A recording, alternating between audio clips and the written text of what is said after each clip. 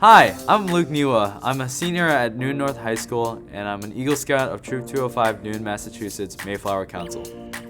My happy memories of the farm inspired my volunteer work at Drumlin Farm. In my biology class, I learned that adding or removing a species can harm an ecosystem. Drumlin taught me how to spot an invasive species called garlic mustard, and I worked with the staff to safely remove these plants. Mel, the farm's beekeeper, also showed me how the bees are essential for pollinating crops and that the bee populations are shrinking. Their hives are being attacked by critters and moisture. Or I noticed that the beehive stands that protect the hives at Drumlin Farm had rotted and collapsed in the winter snow. The hives needed new stands, and we only had 3 months to build new stands before the bees would return to Drumlin Farm in May. I found designs for beehive stands online and showed them to Mass Audubon to get them approved. I quickly built a prototype with my dad and learned how to improve the design to make it more environmental friendly. We changed the measurements to reduce scrap lumber, chose recycled PVC lumber that would not need to be painted and would be safer for the bees. We also picked stainless steel bolts and screws that would last longer in New England's winters. Drumlin Farm wanted 8 stands, so I figured out how much lumber we needed and what that would cost.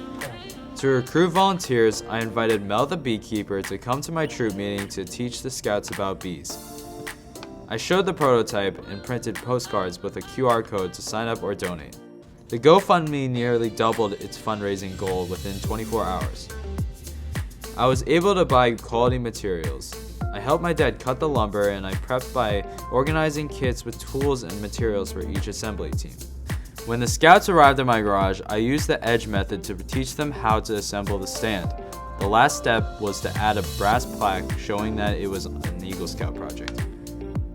On the installation day, 13 people came on a rainy April day to install the stands across Drumlin's 300 acres.